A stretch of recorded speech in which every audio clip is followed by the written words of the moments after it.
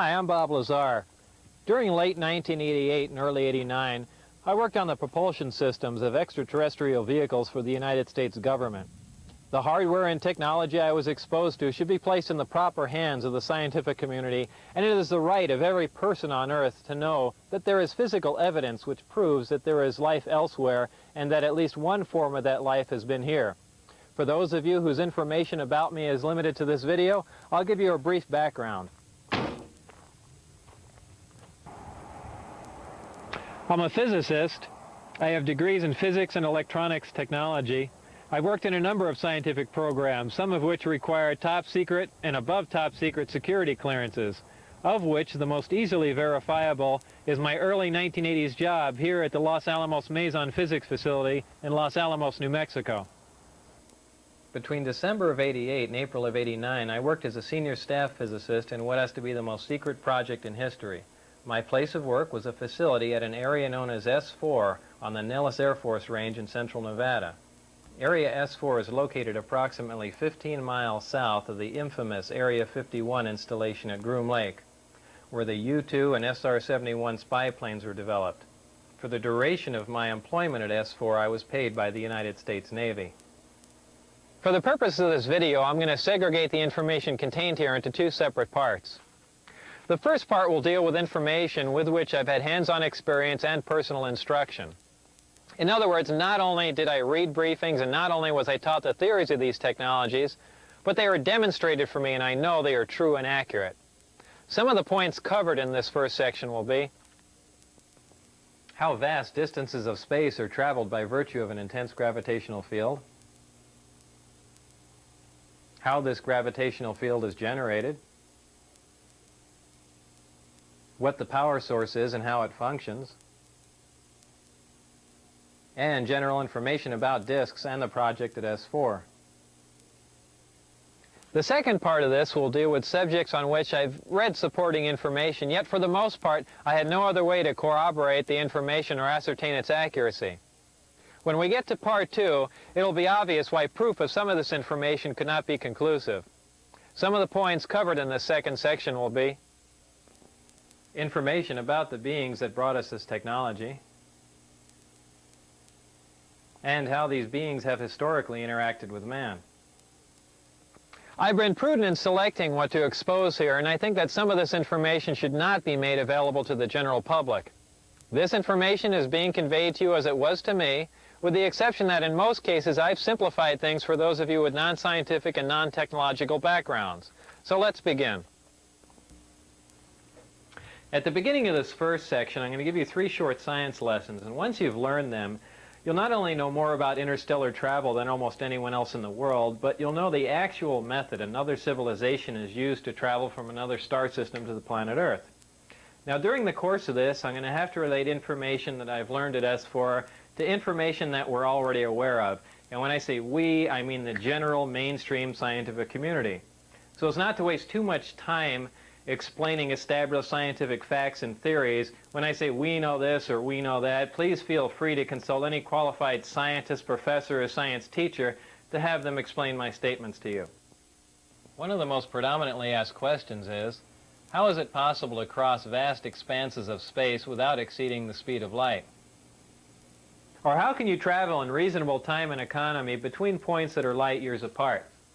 Now keep in mind that the speed of light is 186,000 miles a second, which translates into roughly 669 million miles an hour. And a light year is the distance traveled in 1 year at the speed of light. Proxima Centauri, which is the star system nearest ours, would take 4 years to reach traveling at the speed of light. So up until now, when we've examined the requirements to travel these distances, we've always had to consider the problems of traveling at a speed near the speed of light.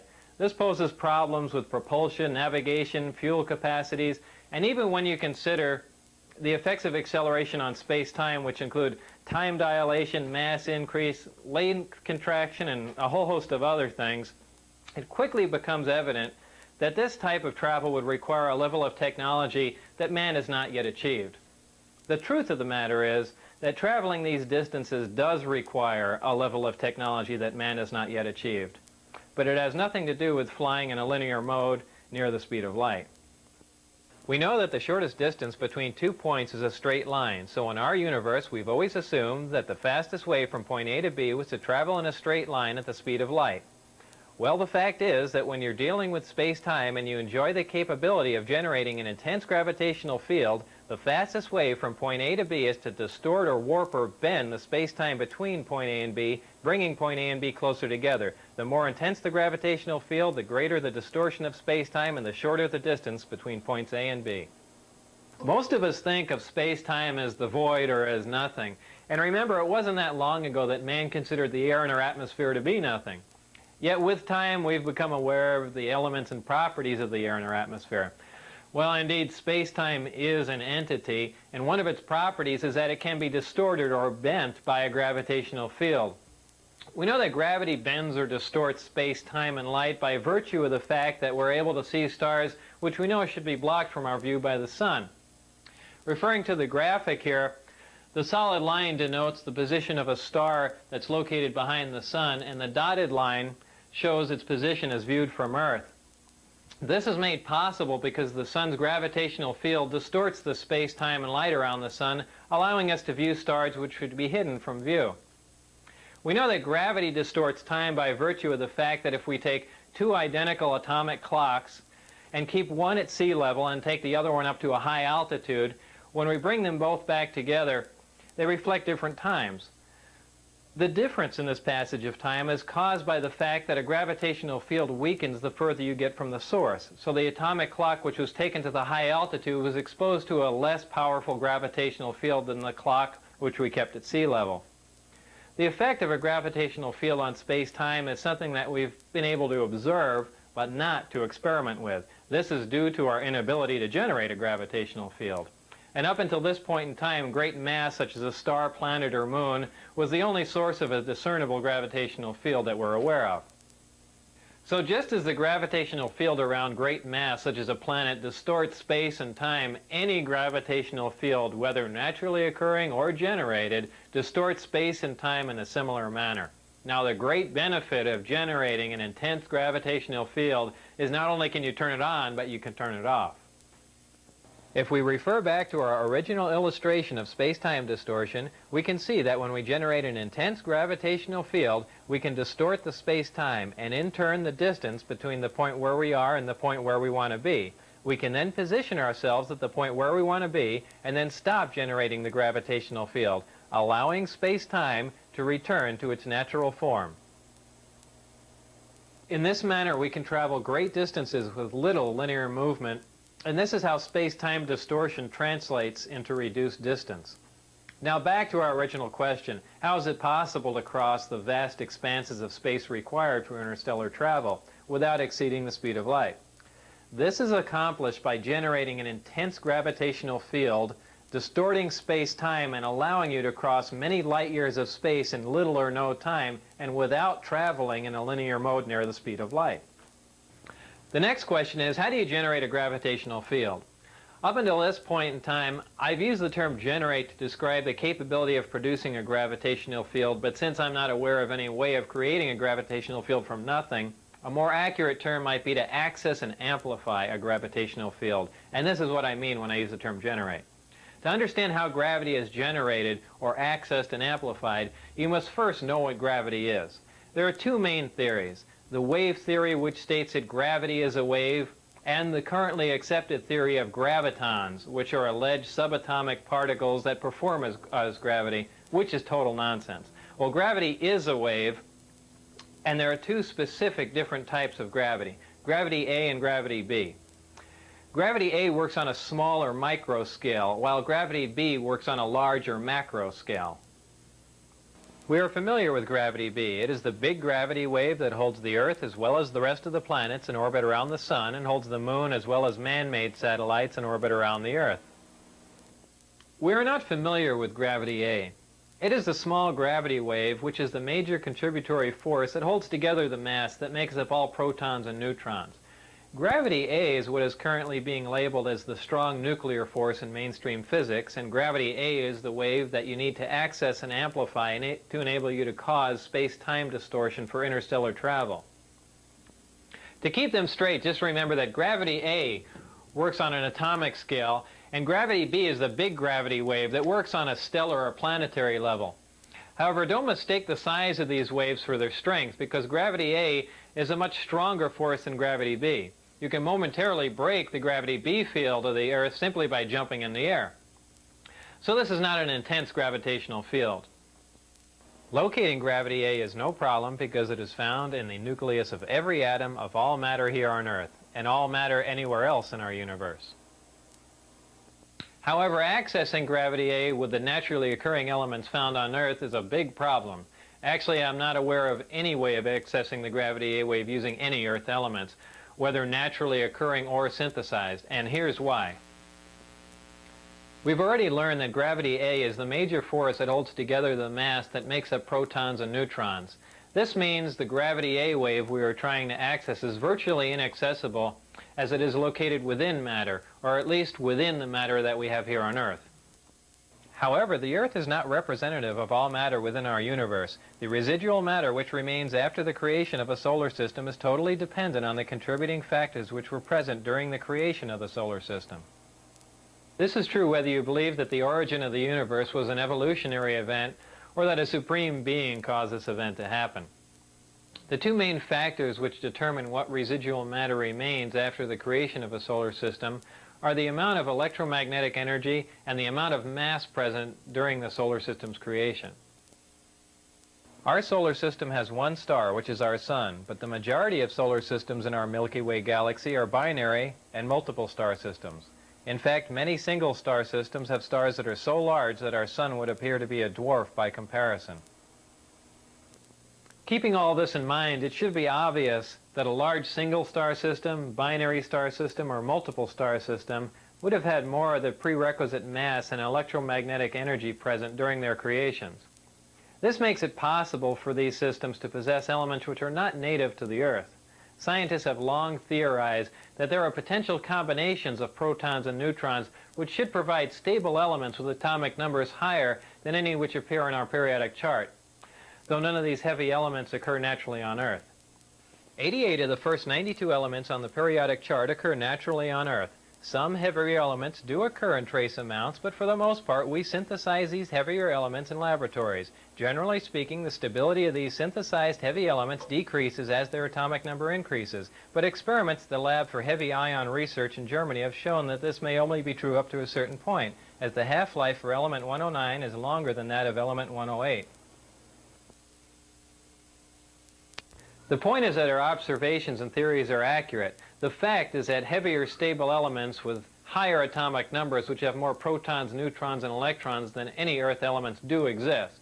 However, up until this point in history, there has been no physical evidence to prove this. But now that proof is here.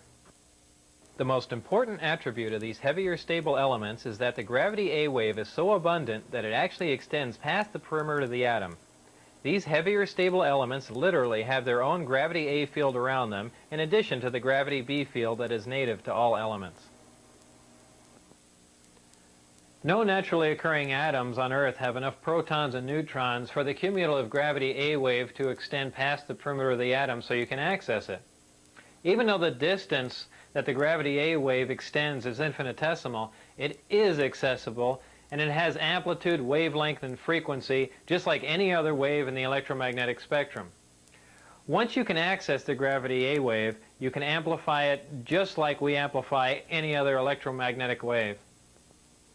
To demonstrate how a wave is amplified, we can use this oscilloscope, and as you can see, it graphically depicts the tone you hear as a wave. As we amplify the tone, you can see that the size or the amplitude of the wave increases, giving us a more powerful version of the same identical wave, and thus the tone sounds louder.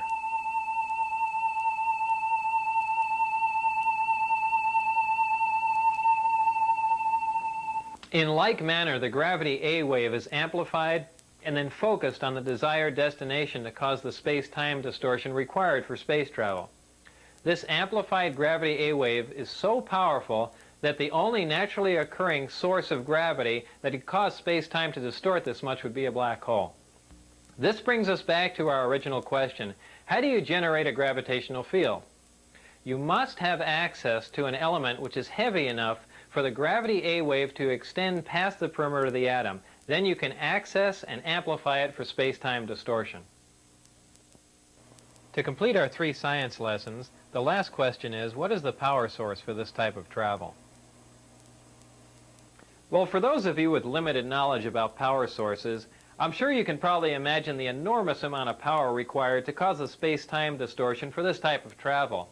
After all, we're amplifying a wave that barely extends past the perimeter of an atom until it's large enough to distort vast amounts of space-time. For those of you with extensive knowledge about power sources, I'm sure it's probably even more puzzling as to how it's possible to have a compact, lightweight, onboard power source that can provide this much power. For everyone to understand that, I need to further explain a couple of things we briefly touched upon in the last question. If you remember, I said that for the most part, we synthesize or create heavier elements in accelerators, and their stability decreases as their atomic number increases. So what does this all mean? Well, we synthesize these heavier, unstable elements by using more stable elements as targets in a particle accelerator. We then bombard the target element with various atomic and subatomic particles. At this point, transmutation occurs, making the target element a different, heavier element. This element now has a higher atomic number, as the atomic number simply indicates the number of protons in the nucleus of the atom. So this is what I mean when I say their atomic number increases. What does their stability decreases mean? The length of time which an element exists before it decays determines its stability. Atoms of some elements decay faster than atoms of other elements, so the faster an element decays, the more unstable that element is considered to be. When an atom decays, it releases or radiates subatomic particles and energy, which is the radiation that a Geiger counter detects. As you can see, this Geiger counter is detecting the radiation from this uranium, which literally means that the Geiger counter is sensing the subatomic particles which are being released or radiated as the uranium decays. Those elements in which nuclear radiation can be consistently detected are radioactive elements. These heavy elements, which we synthesize in particle accelerators, are of the radioactive variety, and they decay very rapidly. Since we're only able to make a few atoms of these elements, and because they decay so rapidly, we're not able to observe much about them. This is what I mean when I say their stability decreases. However, there are elements with higher atomic numbers which are stable, even though they don't occur naturally on Earth, and we can synthesize them in particle accelerators. These are the elements in the 114, 115 range which don't appear on a periodic chart. Beyond element 115, the elements become unstable again, and in fact, element 116 decays in fractions of a second. This finally brings us to the power source. The power source is a reactor which uses this element 115 as its fuel. In this reactor, element 115 is used as a target and is bombarded with protons in a small particle accelerator. When a proton plugs into the nucleus of an atom of 115, it increases its atomic number and becomes an atom of element 116, which, remember, decays instantly. What element 116 releases as it decays, or what it radiates, is antimatter. What is antimatter? Antimatter is the exact counterpart of matter, which has a charge and a spin that is in the opposite of all matter. When combined with any matter in our universe, antimatter reacts and completely converts to energy. And remember, the rapid conversion of matter to energy is what we generally call an explosion. To demonstrate the explosive power of antimatter, let's pick a random area where an atomic bomb might explode. Oh, let's say Iraq. And for demonstration purposes, let's say an atomic bomb would explode, for instance, in, Baghdad. Well, if one of our older atomic bombs exploded in Baghdad, the area of total devastation, which is indicated by the red dot on the map, would be approximately 2 miles. This would be caused by a fission reaction in which less than 1% of the nuclear material is converted to energy. Most of you are familiar with the bombs that were dropped on Japan in World War II. This is the same bomb that was dropped on Nagasaki August 9, 1945. About this same time, Dr. Edward Teller, who's known as the father of the hydrogen bomb, figured out that a nuclear fusion bomb was possible. Fusion would release even more energy and cause an even bigger explosion from the same amount of nuclear material. Much to Dr. Teller's dismay, the Japanese surrendered, we never dropped the hydrogen bomb, and Dr. Teller's been in a bad mood ever since. But if a hydrogen bomb containing the same amount of nuclear material as the Nagasaki bomb were to explode in Baghdad, the area of total devastation would be approximately 20 miles. This would be caused by a nuclear fusion reaction, which again, less than 1% of the nuclear material actually converts to energy or explodes.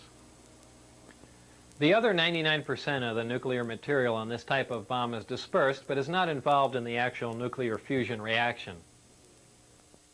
Now, if a bomb was made with the same amount of nuclear material as the Nagasaki bomb, and that material was antimatter, when that bomb exploded in Baghdad, the area of total devastation would include parts of Africa, Europe, and Asia, with the exact area of total devastation being very difficult to calculate. This would be caused by a total annihilation reaction, which is the complete conversion of matter to energy. 100% of the nuclear material on this bomb would explode or convert to energy. We currently have no practical way to harness antimatter into a bomb, and generally speaking, we can only isolate antimatter in a particle accelerator and store it for a short time. This demonstrates the enormous amount of power released when you totally convert matter to energy, which is what happens when antimatter and matter are combined. So back to our power source. Inside the reactor, element 115 is bombarded with a proton, which plugs into the nucleus of the 115 atom and becomes element 116, which immediately decays and releases or radiates small amounts of antimatter. The antimatter is released in a vacuum into a tuned tube, which keeps it from reacting with the matter that surrounds it. It is then directed towards a gaseous matter target at the end of the tube. The matter and antimatter collide and annihilate, totally converting to energy. The heat from this reaction is converted into electrical energy in a near 100% efficient thermoelectric generator. This is a device that converts heat directly into electrical energy. Many of our satellites and space probes use thermoelectric generators, but their efficiency is very, very low. All of these actions and reactions inside of the reactor are orchestrated perfectly like a tiny little ballet. And in this manner, the reactor provides an enormous amount of power. So back to our original question. What is the power source that provides the power required for this type of travel? The power source is a reactor which uses element 115 as a fuel and uses a total annihilation reaction to provide the heat which it converts to energy, making it a compact, lightweight, efficient onboard power source. I've got a couple of quick comments about element 115 for those of you who are interested. By virtue of the way it's used in the reactor, it depletes very slowly, and only 223 grams of 115, which is just under half a pound, can be utilized for a period of 20 to 30 years. Element 115's melting point is 1740 degrees Celsius. I need to state here that even though I had hands-on experience with element 115, I didn't melt any of it down, and I didn't use any of it for 20 to 30 years to see if it depleted. So we've learned how space-time is distorted by a gravitational field, we've learned how that gravitational field is generated, and we've also learned where you get the power to accomplish all of this. Now it's time to link all we've learned in our science lessons to the vehicle that utilizes all of this technology. And a few years ago, I never thought I'd hear myself say this, but that vehicle is a disk, which is generally referred to as a flying saucer. I had at least partial views of the 9 different disks out at Area S4, but the one I'm going to describe to you now is the one in which I not only saw 2 of the 3 interior levels, but I also saw it fully functional in flight. And no, unfortunately, I didn't get to go for a ride in it. This particular disc appeared to be in excellent condition, and because of its sleek appearance, I nicknamed it the Sport Model. The Sport Model is about 16 feet tall and 40 feet in diameter. The exterior skin of the disc is metal, which is the color of unpolished stainless steel. The Sport Model sits on its belly when it's not energized. As you can see, the hatch is located on the upper half of the disc with just the bottom portion of the door wrapping around the center lip of the disc. The interior level of the disc is divided into 3 levels. The lower level is where the 3 gravity amplifiers and amplifier guides are located. These are the things used to amplify and focus the gravity A wave that we learned about in our science lessons. The reactor is located directly above the 3 gravity amplifiers on the center level and is in fact centered between them. The reactor is similar to this half-scale model. The element 115 is machined into triangles like this and is then inserted into the reactor. This piece of element 115 is the source of the gravity A wave as well as the target that is bombarded with protons to release the antimatter, both of which we learned about in our science lessons. The center level of this disk also houses the control consoles and seats, both of which were too small and too low to the floor to be functional for adult human beings. The walls of the center level are all divided into archways. At one point in time, when the disk was energized, one of the archways became transparent and you could see the area outside of it just as if the archway was a window. After the panel had been transparent for a while, a form of writing, which was unlike any alphabetic, scientific, or mathematical symbols I've ever seen, began to appear on the transparent archway. And I was never informed as to how all of this was achieved, not that any of that would have required alien technology. I was never given access to the upper level of the disk, so I can't enlighten you as to what the porthole-like areas are, other than I can assure you that they're not portholes. Now, before I go any further about the disk, I'm going to show you where and under what circumstances I saw it tested. My job in this program was to be part of a back engineering team. Back engineering is the act of taking a finished product and tearing it apart to find out what makes it tick. The goal in this program was to see if the technology of the disk could be duplicated with Earth materials. When I went to work, I was flown from McCarran Airport in Las Vegas to Area 51, which is a highly secure government base on the Nevada test site. Area 51 is located about 125 miles north of Las Vegas near the Groom Mountains and the Groom Dry Lake bed. From Area 51, I was bused to an even more highly secure facility located about 15 miles south of Area 51 called S4. S4 is situated at the base of the Papoose Mountains by the Papoose Dry Lake bed. The airspace around S4 is restricted, and if any unwelcome aircraft strays into the outer sector, they radio the pilot and instruct him or her to leave. If that pilot continues and strays into the middle sector, jets will be scrambled to escort the intruding aircraft out. If for any reason whatsoever that aircraft penetrates into the inside sector before jets can be airborne, ground-to-air missiles will neutralize the intruder. The moral of this story is don't try and fly into S4. The S4 installation is built into the mountain and the 9 hangar doors are angled at about 60 degrees. These doors are covered with a sand-textured coating to blend in with the side of the mountain and the desert floor. As you can see in this representation, my ID badge had a white background with one light blue and one dark blue diagonal stripe in the upper left-hand corner. At the bottom of the badge, there were letters and numbers designating various areas, including S4. On my badge, there was a star punch through S4. The back of the ID badge was dark blue with a vertical mag stripe running down one side. The hangar that housed the sport model was like a typical airplane hangar with the exception of the angled doors that I mentioned before. The hangar was equipped with typical tools and extensive electronic equipment. It also had a machine with an X-ray emblem on it and an overhead crane rated at 20,000 pounds. Equipment in this hangar was marked with a black number 41 with a white circle around it. It was outside of this hangar that I saw the sport model tested. Now, when the disk travels near another source of gravity, such as a planet or moon, it doesn't use the same mode of travel that we learned about in our science lessons. When a disk is near another source of gravity, like Earth, the gravity A wave, which propagates outward from the disk, is phase shifted into the gravity B wave, which propagates outward from the Earth, and this creates lift. The gravity amplifiers of the disk can be focused independently, and they are pulsed and do not stay on continuously. When all 3 of these amplifiers are being used for travel, they're in the delta configuration, and when only one is being used for travel, it's in the omicron configuration. As the intensity of the gravitational field around the disk increases, the distortion of space-time around the disk also increases. And if you could see the space-time distortion, this is how it would look. As you can see, as the output of the gravitational field from the amplifiers becomes more intense, the form of space-time around the disk not only bends upward, but at maximum distortion actually folds over into almost a heart shape around the top of the disk.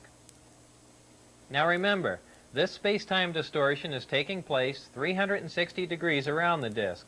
So if you were looking at the disk from the top, the space-time distortion would be in the shape of a donut. When the gravitational field around the disk is so intense that the space-time distortion around the disk achieves maximum distortion and is folded up into this heart-shaped form, the disk can't be seen from any vantage point, and for all practical purposes is invisible. All you could see would be the sky surrounding it.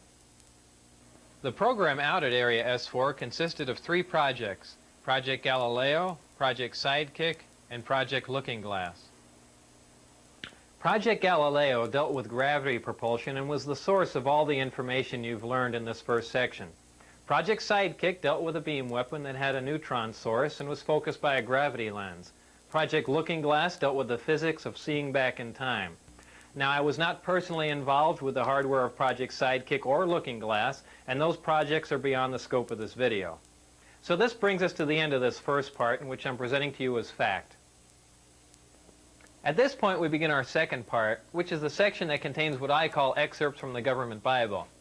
I call it that because, as you can tell from part one, there's a small segment of the United States government that makes scientific and technological judgments from a knowledge base that is not available to the general public.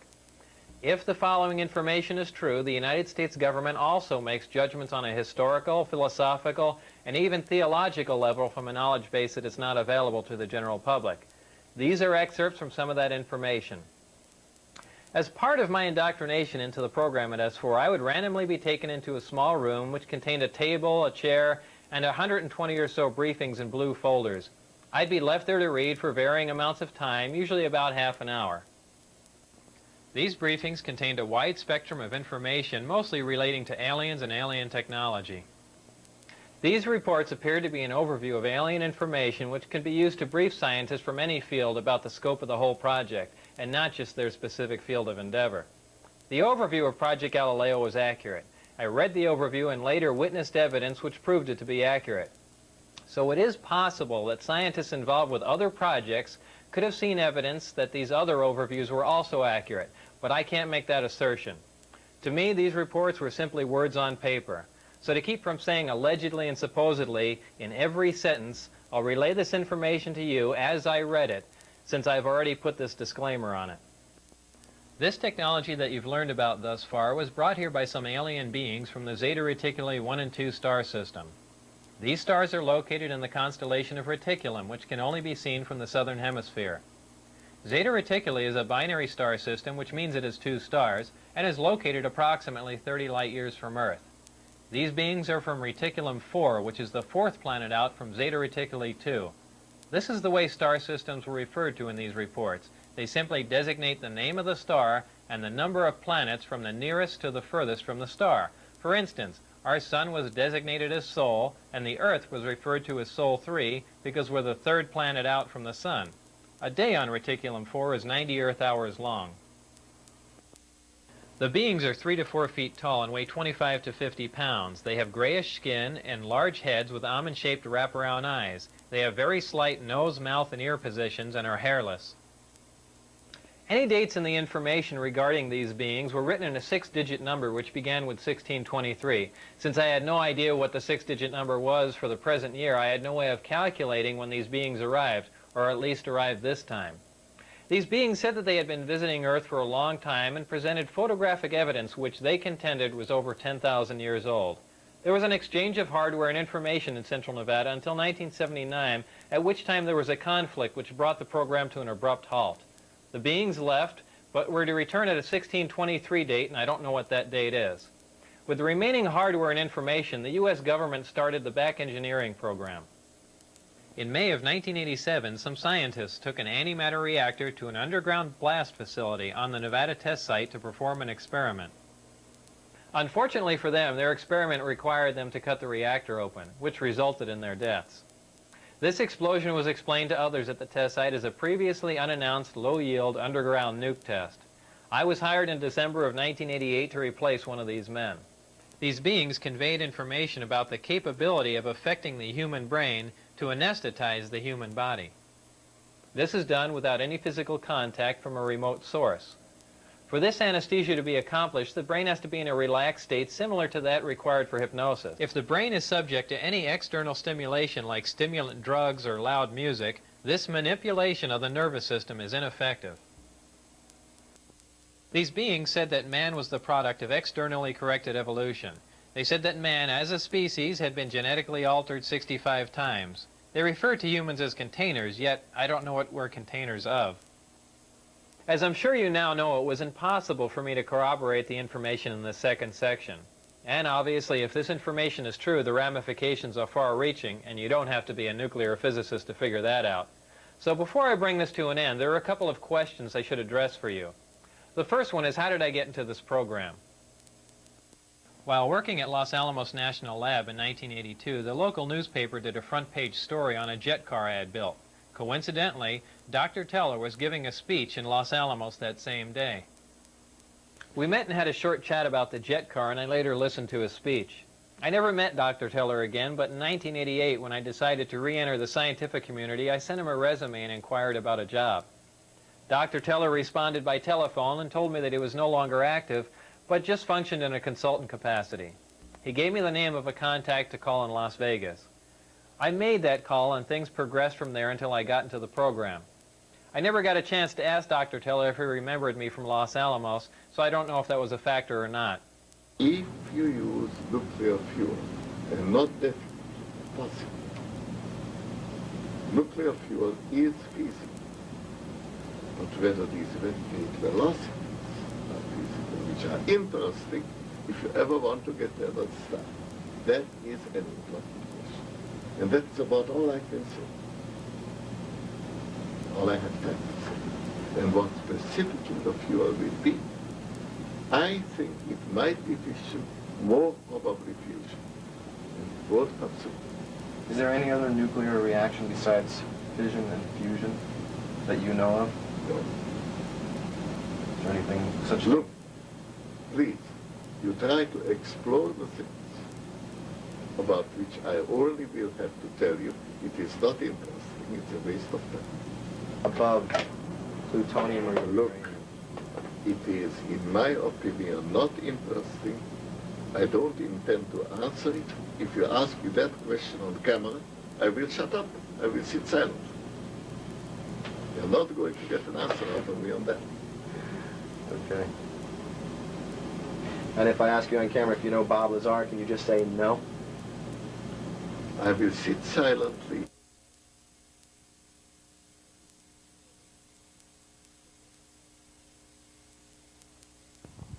The second question is that if all I have just presented to you is true and the government is keeping this a secret, how can I make a video telling you about it? Well, the bottom line is, if there are any repercussions from making this video, it would simply confirm that what I told you is true. So what you do with this information is up to you.